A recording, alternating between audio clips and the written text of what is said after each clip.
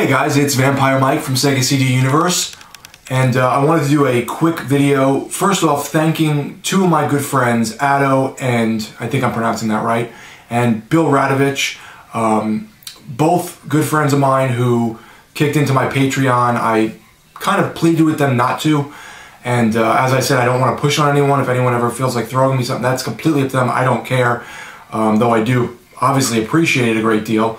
And they said they wouldn't take no for an answer. They kicked in, and I wanted to say thank you. That really means a lot to me, and I'm very grateful to be your friends, and I'm grateful that you deem this worthy enough to kick in.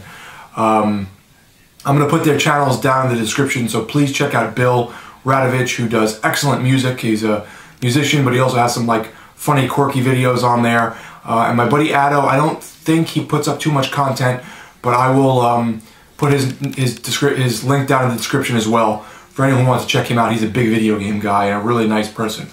So Bill asked me a few questions, and I wanted to do a video on it. So the first question is, what Teenage Mutant Ninja Turtle do you relate to most, and why? This is kind of a combination. Raphael, because he does have like that kind of anger issue thing going on, where sometimes I can get a little on edge. I don't think I'm a negative person really overall, but sometimes I do get a little like angry quick. I think my temper can flare up sort of like him. But personality wise overall, probably Michelangelo, because he's goofier. I'm always making jokes and being silly and saying kind of inappropriate stuff, so I would probably lean more towards Michelangelo, so I guess the name is pretty fitting. The second question is, what is the most afraid you've ever been? As a kid, don't tell him this, but as a kid I saw my dad jump out of the car in traffic and fist fight someone in the middle of the street for no reason, just because he was angry. That was interesting. Pretty scary for a child to see, but yeah, kind of a different world, you know?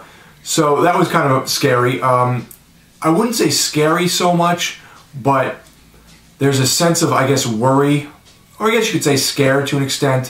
When I went through my divorce, what else? My cat passing away, you know, after the divorce, kind of saying to myself, wow, like, I'm by myself now.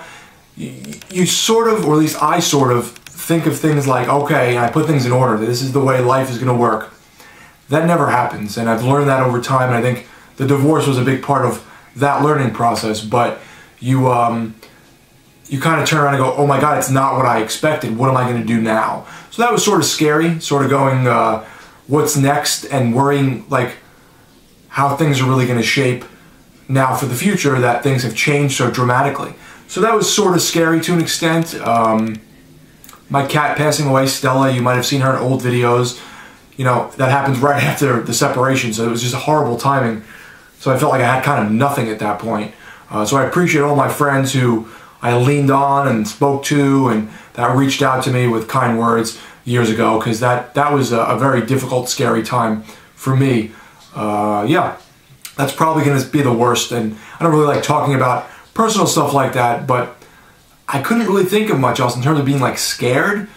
Car accidents are scary as hell because you're caught off guard most of the time and you're just thrown. So the few car accidents I've been in, you know, blindsided, are pretty scary because you don't know what's going to happen and you try to brace yourself, but you really can't. So those have sucked as well.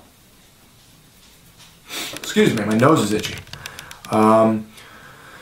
Final question from Bill is, if I handed you a bag of C4 explosives, what would you do with them? So I said to Bill, this is a really difficult question. If I was in a movie or a video game, obviously I would blow up something to get money. But since we're in real life, and this is a touchy subject in real life, you know, I don't know, honestly, because, you know, the first thing, like I said, if it was a movie or a video game, you're like, oh, I'm going to blow up a bank like Grand Theft Auto and get money. Obviously, in real life, I'm not going to do that. I'm not insane.